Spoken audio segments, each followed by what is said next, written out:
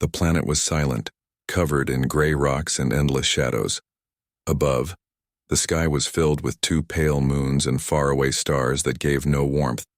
For 13 long days, a single sound had broken the silence of this lonely world.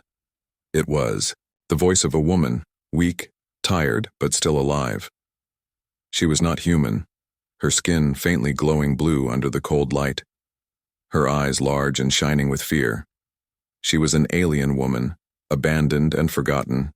Every night she cried out. Her voice carried through the broken transmitter near her. She pressed her thin fingers against the device and whispered, "Help me, please. Someone. Hear me." The wind answered with nothing, only carrying dust across the barren ground.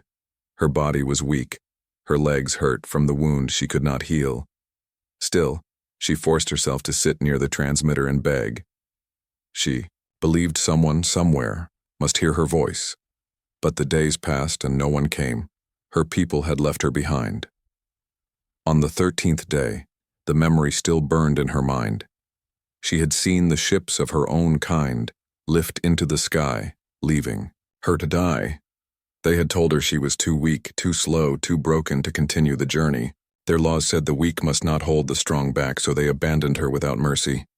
Her last sight of them was the burning trails of their engines as they disappeared into the stars. Her heart broke that day, but her body refused to give up. She lived and she cried. The nights were the hardest, the planet grew even colder, and she curled her arms around her thin body. Her stomach ached with hunger, her lips dry from thirst. She looked up at the stars and wondered if anyone else, anyone kind, would hear her voice. Her tears froze on her cheeks, glittering under the moons yet. Still she whispered, "Please, someone, help me." Her voice grew weaker each day. Sometimes she thought about staying silent, about giving up. But then a thought returned. What if someone had been listening all along? What if the next word she spoke would reach a kind ear? That small hope kept her alive. So she continued, speaking into the darkness, speaking into the silence. She prayed to stars she did not believe in. She prayed to strangers she had never met. She prayed that one of them would listen. On the 13th night, she pressed the transmitter again. Her voice trembled, softer than before. "I am still here," she whispered, "still waiting, still calling. Please, someone, hear me." Her body shook, her vision blurred. She felt her mind slipping into dreams.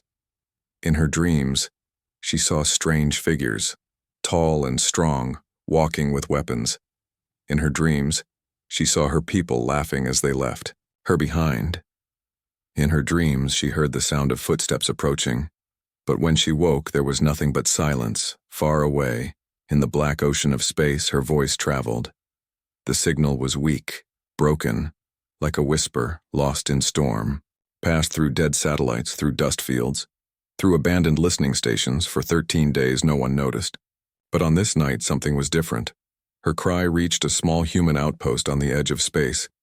The machines at the outpost caught her voice, though faint and filled with static. One human technician, tired and bored of his shift, looked at the screen. At first, he thought it was just noise, just static from the stars, but then he heard the sound again. A voice, small and desperate. "Help me." The human froze, his heart beating fast. He leaned closer to the console, turning the volume higher. Again the voice came, broken, weak, but real. "Please, someone, hear me," he whispered to himself. That is not just static. He had never heard such pain in a voice before. His hands trembled. He checked the systems again. The signal was real. It was not an echo, not a machine error. It was someone, far away, crying for help. The alien woman, sitting in the cold darkness, did not know yet that her voice had finally been heard. Her eyes closed, her breathing slow. She thought perhaps this was the last night she would live. Her lips shaped the same words she had spoken for 13 days. "Please, someone, help me."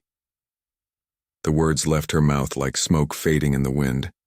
But this time, unlike all the nights before, her words had touched another heart. A human heart. Far away. Now awake. Now listening. The silence of the planet continued. The stars still shone cold and distant, but something had changed. Her cry had not been lost in the dark. Her cry had reached humanity, and soon the dark would no longer be silent. The human sat alone in the dim light of the control room. It was late, almost the end of his shift, and the screens glowed with endless streams of data. Most nights were the same. Nothing but silence and static from deep space. He was used to the boredom, used to waiting for signals that never came. But tonight something was different. His name was Daniel Ward, a technician who watched the edge of known space.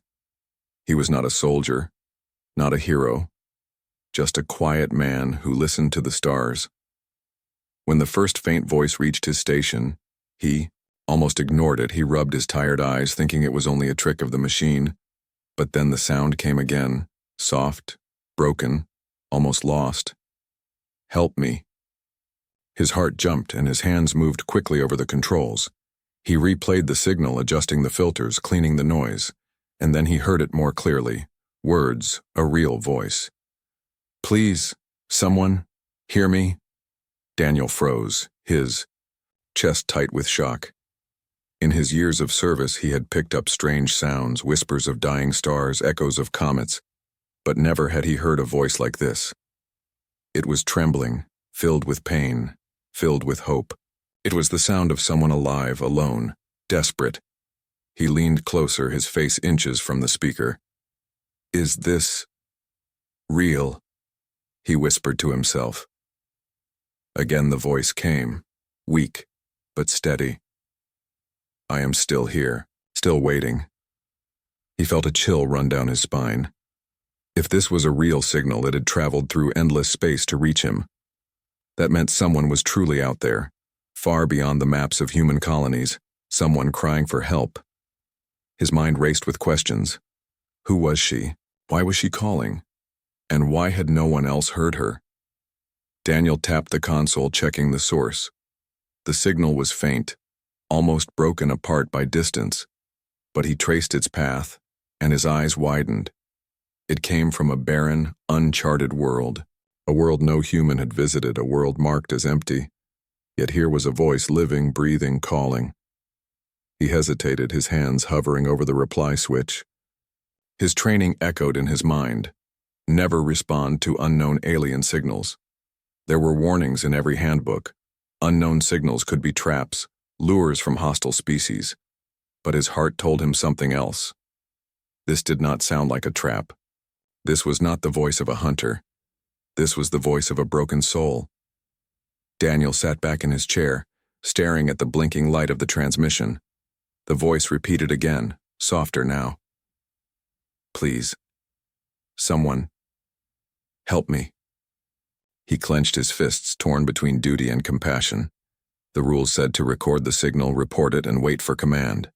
But his conscience screamed, "If you wait, she will die." His mouth went dry, his heart pounding. He whispered to himself, "What kind of man hears a cry for help and does nothing?" He remembered his childhood on Earth, the stories his grandmother told him about humanity, about how humans stood apart because they cared. They cared even when it was dangerous, even when others turned away.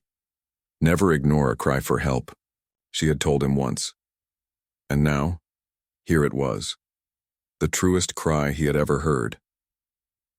He reached out, his finger hovering over the button that would send his voice across the void. He knew this moment could change everything. If the signal was real, then first contact had already happened. Not through governments or soldiers, but through him, a simple man listening in the dark. Finally, he pressed the button. His voice trembled as he spoke. "I hear you. Who are you?" For a long moment, there was only silence. His stomach twisted. Had he imagined it all? Had the signal died before his reply reached her? Then, faintly, the speaker crackled. A gasp, weak and filled with disbelief. You hear me?" Her voice shook with sudden hope. "Yes," Daniel said, his voice steadying. "I hear you." On the barren planet, the alien woman's eyes widened with tears. For 13 days she had been alone. For 13 days her cries had vanished into the void. But now someone had answered. Her lips trembled as she whispered back, I thought no one would ever hear me." Daniel leaned forward, listening to every fragile word.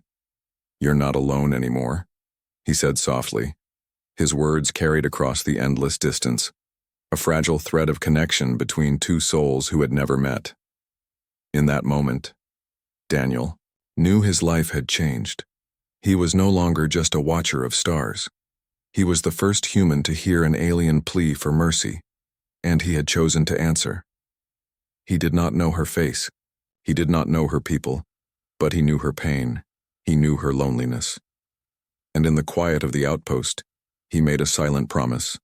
He would not abandon her, no matter the risk, no matter the cost. Humanity had heard her cry, and he would be the one to bring her hope. Daniel sat frozen in his chair, staring at the blinking light on the console. He had done it. He had broken the rule. He had spoken back to the unknown signal. And now, on the other side of the dark, someone had answered. Not a machine, not a trick, but a real voice, trembling, alive. The alien woman had gasped in shock when he spoke. Her words still echoed in his head. You hear me?" The sound of hope in her voice shook him more than any warning ever could. His hands were still trembling, his mind a storm of fear and excitement. He knew what the manual said. He knew what his superiors would say if they found out. Contact with alien signals must be reported first, analyzed, studied, and only answered by command. It was the law, the safe way, the human way. But the law did not sit in this chair. The law did not hear her broken voice begging across the void. The law had not listened to her pain. He had. He leaned forward, pressing the button again. His voice came out soft but steady. "Yes, I hear you. You are not alone anymore." Static filled the room for a moment, and then the voice returned, weak but filled with tears. "I waited so long. I thought no one would ever come. My people left me here. They left me to die." Daniel swallowed hard, his throat tight. He wanted to ask 100 questions. Who was she? Where was she from? Why had they abandoned her? But all he managed to say was, "I believe you. Tell me where you are." Her reply was slow, broken as though even speaking drained her life. "I am on a cold world. The ground is stone and the sky never warms. I have been here 13 days. Daniel's eyes flicked to the console. The system confirmed what he already knew. The signal was from an uncharted planet far beyond human colonies, a place humans had no reason to visit, a place marked as empty. And yet it was not empty. It held her, alone, dying, still crying out for hope. Daniel leaned back in his chair, his heart hammering in his chest. What now? He had heard her. He had spoken back, but what could he do? He was only one man, one technician in a forgotten outpost. If he reported this to command, they would take weeks, maybe months to decide. By then, she would be gone.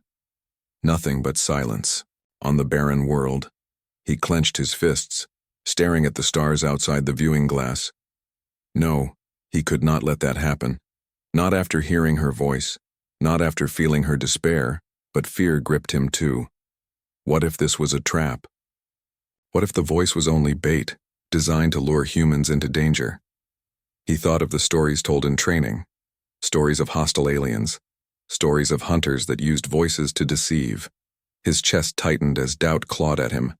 Could he risk his life for a stranger he had never seen? Could he risk humanity's safety for one alien's cry?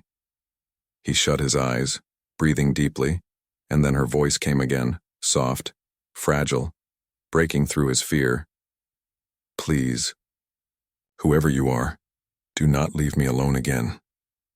The sound cut through him like a blade. He opened his eyes, his doubt fading under the weight of her words. This was not a trap. This was not the voice of a hunter. This was the voice of someone Abandoned, forgotten, broken. Someone just like him. For in his own way, Daniel too was abandoned, stationed at the edge of space, far from family, far from home, living in silence. Perhaps that was why her voice touched him so deeply, because he understood. He rose from his chair, pacing the control room. His mind spun with choices. If he followed orders, she would die. If he ignored her, her voice would haunt him forever. If he acted, he would break every rule he had sworn to follow. But inside, he already knew his decision. His grandmother's words rang in his ears. Never ignore a cry for help. He clenched, his jaw, his resolve turning hard as stone. He whispered to himself, "I will not leave her." He returned to the console, pressing the button again. His voice was firm this time, carrying strength across the stars. "Listen to me. I am Daniel Ward. I am human. I will help you." For a moment silence answered. Then came a soft sob followed by her trembling words. You would save me, even though you do not know me?" Daniel's eyes burned as he stared at the blinking screen. "Yes," he said, steady as a promise. "Because no one deserves to be abandoned." The room was silent again, except for the soft hum of machines. Daniel stood tall, his heart steady now, his fear replaced by purpose. He knew what he had to do. He would not just listen, he would act. He would risk everything to keep his promise. Humanity had heard her cry, but it would be his hands, his voice, his courage that answered it. And so, with a single decision in the quiet of the outpost, Daniel Ward became something more. No longer just a watcher of stars, no longer just a man forgotten by the world. He became the one who chose. Hope over fear, compassion over rules, life over silence, the one human who answered. The signal carried her voice like a fragile thread through the darkness of space. Daniel sat close to the console, listening as if every word was precious. Her breathing was uneven, her words slow, but he knew she was fighting to stay alive. And he knew she had more to say, something she had been holding back. For a moment there was only static. Then her trembling voice returned. "My name is Sayel," she whispered, her accent strange but clear. "I am not like you. I am not human." Daniel leaned forward, whispering, "I know. But you are alive. That is all that matters." Her voice cracked, heavy with sorrow. "My people, they abandoned me." The words hung in the air like a heavy weight. Daniel felt anger rise inside him. "Why would they abandon you?" he asked, his voice sharp with disbelief. There was a pause, then Sayel spoke again, slower this time, as if ashamed. "In my world, weakness is a curse. If you cannot fight, if you cannot move fast, you are left behind." Her breath hitched, as though the memory was a wound that never healed. "I was injured when we fled the enemy. My leg was broken, my body too weak. They said I would only slow them down." Daniel's fists tightened, his knuckles white. "They left you because you were hurt?" he asked, his voice filled with rage. "Yes," she whispered. 13 days ago they lifted into the sky and did not look back." Daniel closed his eyes, trying to imagine it. An entire people cold enough to abandon one of their own. The thought sickened him. "Where I come from," he said, his voice steady, "we do not leave our wounded behind." For the first time, Sayel was silent, as though his words were too strange to understand. Finally, she asked softly, "Why? Why would you risk your life for someone broken?" Daniel took a deep breath, his mind flashing to his grandmother's face. "Because life is not measured by strength alone," he said. "Because compassion is what makes us human." Sayel's breathing grew unsteady, a sob escaping her lips. She had never heard such words before. In her world, mercy was weakness, kindness was a flaw. Yet here was a stranger, across the stars, telling her she mattered. Her tears fell silently as she whispered, "Your people, they are different," Daniel replied. Yes, we are. And you are not alone anymore. But Sale's secret was deeper still, and Daniel could hear it in the way her voice trembled. There is more, she whispered. Something I have not told you. Daniel leaned forward, his pulse quickening. What is it? He asked, his tone gentle but urgent. Sael hesitated, silence stretching until Daniel thought she might never speak again. Then finally she confessed, her words heavy, with fear. My people did not only abandon me because I was weak. Daniel frowned, confusion twisting in his chest. Then why? He pressed, Sael's voice lowered to almost a whisper. Because I carry something they fear. Static hissed through the speaker, but her words pierced through clearly. Daniel's mind raced. What do you mean? He asked. Sael coughed, the sound ragged and weak. My body is not only broken, it carries knowledge, a memory they do not want shared. Daniel's heartbeat quickened. What kind of knowledge? Her reply sent a chill through him. The truth about the war, she whispered. The truth about why we ran. Daniel's breath caught. This was no longer just a rescue, no longer just compassion. If she held secrets, then her people had not only abandoned her, they had silenced her. He felt the weight of her words pressing against him. What truth? He demanded. Sael's voice broke as she answered. The enemy we ran from. They were not the monsters we claimed. My people started the war. My people lied and I saw it. I saw everything. Daniel sat back stunned. Her people had abandoned her not only because she was weak, but because she was dangerous. Dangerous not for what she could do, but for what she knew. She was not only a survivor, she was a witness, and that made her a threat. He finally understood why she had been left to die. Not just because she was injured, but because she carried the truth. A truth her people wanted buried with. Her bones on a cold, forgotten planet. Sael's sobs shook through the signal. I begged them, I told them I would stay silent, but they would not listen. They feared me more than they pitied me. Daniel felt his anger burn hotter. So they chose lies over life, he muttered. Sael whispered, yes. And now, I am the last voice who remembers the truth. Daniel leaned forward, his eyes fierce. Then I will not only save you, he said. I will make sure your voice is heard. For a long moment, there was only silence. Then Sael whispered with a trembling voice, You are unlike anyone I have known. Daniel's reply was simple, strong. That is because I am human. The control room hummed quietly. The stars beyond the glass burned cold and bright. Daniel sat with his hand still, on the console, his mind racing, his decision clearer than ever. This was not only about saving a life anymore, it was about saving the truth. And in that moment he swore to himself, he would not let her die. He would not let the truth die. For in her secret, he felt the weight of something far greater than either of them. Something that might change the future of two worlds. Daniel could not sit still anymore. Her voice echoed in his head, every word carrying both fear and truth.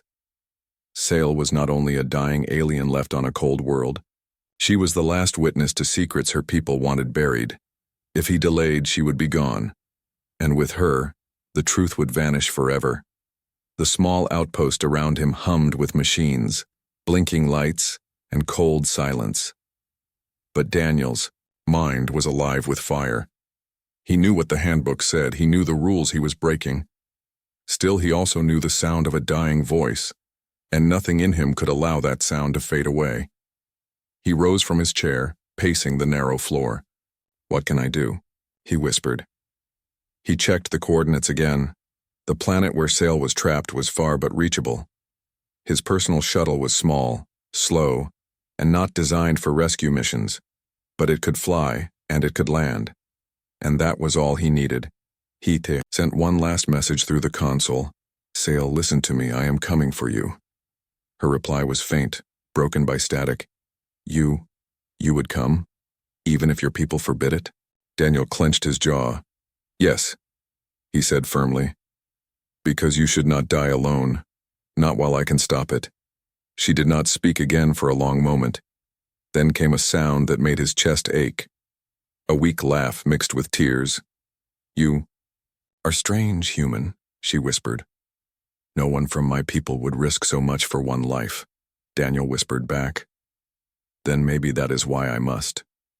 He moved quickly, his hands pulling open the storage lockers. Inside were emergency supplies, water, rations, medkits, oxygen packs. He gathered everything, his movements sharp and urgent. His heart pounded faster with every second, for he knew time was against him. Sale had already survived 13 days, but her body was failing. Her breaths grew weaker, her pauses longer. If he wasted even one more day, it could be too late. But there was another problem. His superiors. If they discovered what he was planning, they would stop him immediately. They would call him reckless, dangerous, even a traitor. So he had to move in secret. The outpost cameras watched the hangar. The systems tracked every launch. Daniel pulled out an old code chip, a forgotten piece of tech he had repaired months ago. With it, he could erase his launch record. It was risky, but so was everything about this choice. He loaded the supplies. Onto his shuttle, the metal ramp echoed under his boots as he carried each crate. The ship was small, its walls scratched from old missions, but to Daniel it was more than enough. It was his hope and Sale's only chance. He sat in the pilot's seat, his hands gripping the controls. His heart raced as he looked at the stars outside. For a brief moment he hesitated. He thought of Earth, of his duty, of the punishment waiting if he returned. But then he thought of her voice, that trembling plea. "Please, do not leave me alone again." His resolve hardened. He pressed the ignition. The engines roared to life, shaking the hangar walls. Daniel typed in the coordinates, his eyes fixed on the path ahead. Alarms blinked on his console. Launch unauthorized. Flight not cleared. He slammed the override key, the old chip sparking as it tricked the system. The alarms vanished and the hangar doors opened slowly. Stars filled the gap like endless eyes watching him. He pushed forward and the shuttle lifted into the void. The black of space swallowed him. His shuttle streaked past the edge of the outpost, leaving silence behind. Alone in the dark, Daniel felt both fear and freedom. He had crossed the line. He had chosen his path, and there was no turning back. Hours passed, the stars sliding by as he traveled deeper into unknown space. His mind stayed sharp, calculating every mile, every hour. But underneath the focus was a fear that gnawed at him. Would he be too late? Would he arrive only to find silence, a broken transmitter, and no voice left to save? He tried not to think about it. He focused instead on her words, the truth she carried, the life she still clung to. She was waiting. And that was enough to keep him steady. Finally, the planet came into view, gray and lifeless, its surface cracked and cold. His sensors picked up no signs of life, no energy except the faint signal. But the signal was enough. It was her, still alive, still holding on. Daniel guided the shuttle down through the thin atmosphere. Winds howled against the hull, dust storms rising from the ground. He fought the controls, sweat dripping from his brow, but his grip never loosened, not when he was this close. The shuttle shuddered as it landed on the rocky ground. The engines cooled and silence returned. Daniel unbuckled quickly, pulling on his gear.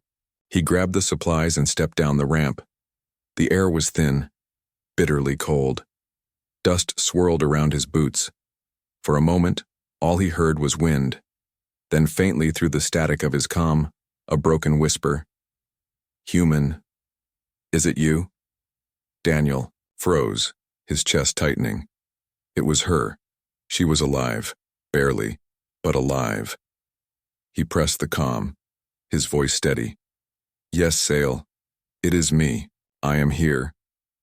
The race was not over. He had reached her world, but now came the hardest part.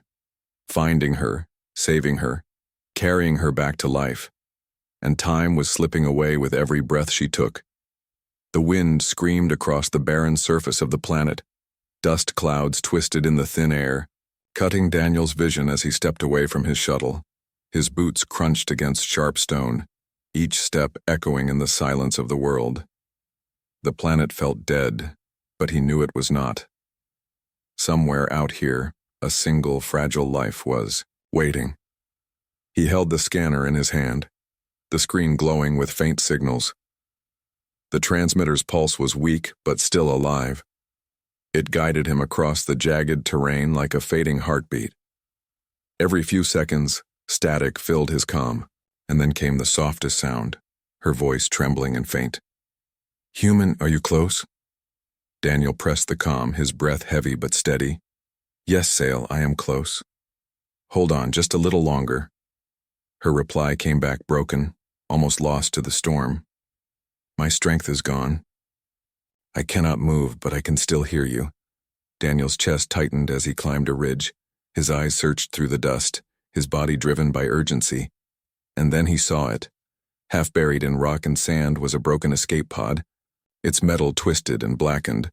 Beside it, leaning weakly against the remains, was Sael, her figure small and fragile under the pale moons. Her skin faintly glowed blue, her body trembling as though each breath was a battle. Daniel's heart clenched at the sight. For 13 days she had survived here. For 13 days she had waited. And now, finally, he had found her. "Sail," he called, his voice cutting through the storm.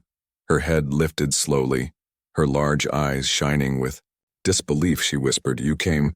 You truly came." Daniel rushed forward, kneeling beside her. "I told you I would," he said firmly, "and I keep my promises." Up close, he could see how weak she was. Her lips cracked, her breathing shallow, her leg twisted painfully. From the injury, her arms trembled as she tried to reach for him. He took her hand gently, his gloves rough against her soft skin. "You are safe now," he whispered. Her eyes filled with tears. "No, not safe. My people. If they find us." Daniel shook his head. "Let them come. They will not take you from me." He opened the supply pack, pulling out water, lifting her carefully. He helped her sip. The liquid touched her lips and, for the first time in days, relief crossed her face. Her body shook as she swallowed, but her eyes shone with life again. Daniel gave her more, then wrapped a thermal blanket around her thin frame.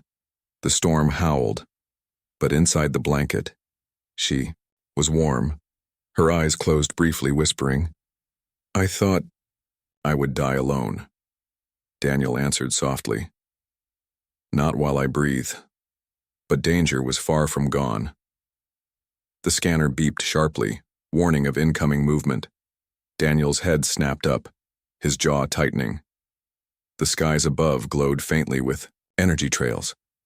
He recognized them instantly. Ships. Someone was coming. His mind raced. Salespeople, or worse, their enemies. He could not tell, and there was no time to wait. He lifted her carefully into his arms, her body light but trembling. With pain, her eyes opened weakly. "You cannot carry me. I will slow you down." Daniel looked straight into her eyes, his voice steel. "I told you, Sale, I do not leave anyone behind." Her lips parted. No words came, only tears. Tears of disbelief, tears of trust. Step by step, Daniel carried her across the rocks. The shuttle stood in the distance, its lights shining like a beacon through the dust. Each step felt heavier as the scanner beeped louder. Whoever was approaching, they were closing in fast. Sale's breathing grew ragged against his chest, her voice soft, almost lost. Why risk so much? I am not human. I am nothing to your kind." Daniel's grip tightened around her. "No, you are not nothing. You are someone who cried for help, and I will always answer that call." The storm beat against him, dust stinging his eyes, but the shuttle grew closer with every step. He stumbled once, falling to his knees. Sale gasped, trying to push away. "Leave me. Save yourself," she begged. But Daniel rose again, holding her tighter. "Never," he growled. "I will not let you die." Finally, he reached the ramp of the shuttle. The engines roared as he pressed the control, the hatch. Opening wide, he laid her gently inside, strapping her into the medical seat. Her head tilted, her eyes heavy with exhaustion. "You are unlike any I have known," she whispered. Daniel brushed the dust from her face, his voice soft. Get used to it, Sail. This is what it means to be human. The scanner screamed louder now. Outside, the glow of approaching ships. Cut through the storm, Daniel rushed to the pilot's seat, his hands flying across the controls.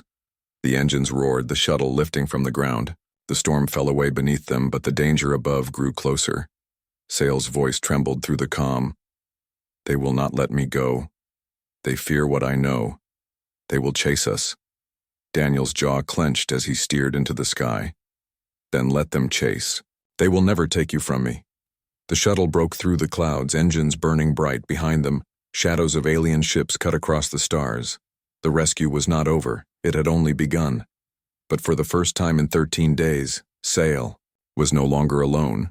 She was no longer abandoned. And Daniel Ward, one human with nothing but courage, had given her back hope. The shuttle shook as it rose into the black sky. Engines roared, alarms screamed, and warning lights flashed red across the cockpit. Daniel gripped the controls with steady hands, his eyes sharp, his jaw set. Behind him, Sail sat strapped into the medical seat, her chest rising weakly but steady. She was alive, but danger pressed in on them like a closing fist. Through the viewing glass, Daniel saw them, dark shapes slicing across the stars, ships that did not belong to humans. Their thrusters glowed like fireflies in the night, chasing, closing, hunting. Sail's voice trembled through the comm.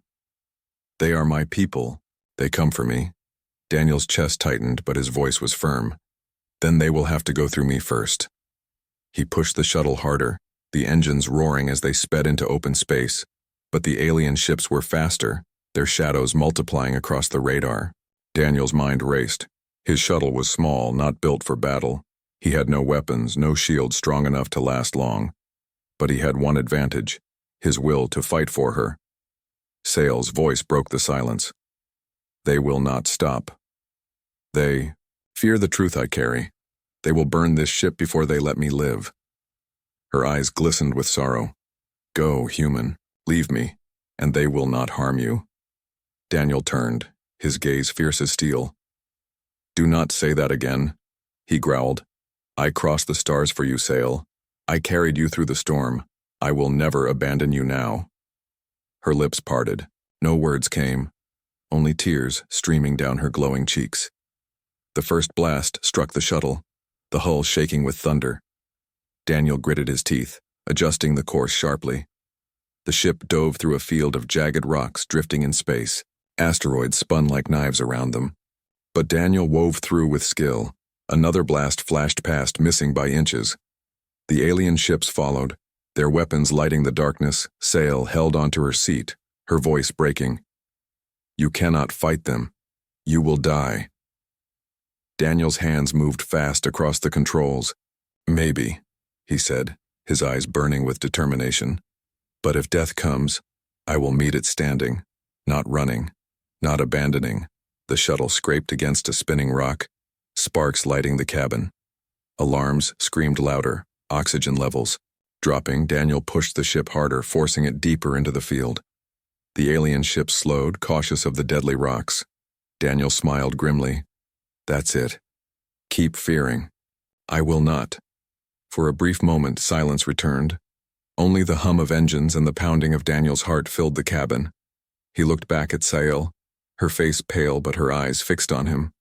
In her gaze, he saw disbelief and wonder. She whispered, "Why do you fight so hard for me? You owe me nothing." Daniel's voice softened, steady as a vow. "Because that is what it means to be human, Sail. We do not measure worth by strength. We measure it by compassion, by the promise that no life should be left behind." Her breath caught, tears rolling down her face. She had lived her whole life in a world where weakness meant death. Yet, here was one human risking everything, proving her people wrong. In her heart, something broke and healed at the same time. She whispered, "Then maybe I wish to be human too." Daniel's chest ached at her words, but there was no time to answer. The radar beeped again. The alien ships had found another path. They closed in, their weapons charging. Daniel's eyes narrowed, his hands gripping the controls. "Hold on, Sail," he said. "This is not over." With a sharp pull, he dived the shuttle toward the largest asteroid. The alien ships followed, firing blasts that shook the rocks apart. But Daniel was faster, weaving through tunnels of stone. He knew one mistake would tear them apart, but he refused to slow down. The alien ships pressed closer, but in their haste, one clipped a jagged rock. It exploded in fire and debris, the others scattering to avoid the blast. Daniel seized the chance, pulling the shuttle into open space again. The stars opened wide before them, the alien ships now far behind. Silence filled the cabin once more, broken only by Daniel's heavy breathing. He leaned back, sweat dripping from his brow. Against all odds, they had survived. He turned to Sale, who stared at him with wide, tear-filled eyes. "You saved me," she whispered. Daniel nodded slowly, his voice steady but soft. "I told you, Sale, I would never leave you." She closed her eyes, her body relaxing for the first time in 13 days. A smile touched her lips, fragile but real. "You are different, human. Your kind is different. Maybe hope is not lost in this galaxy after all." Daniel reached over, gently placing a hand on her shoulder. "No, it is not.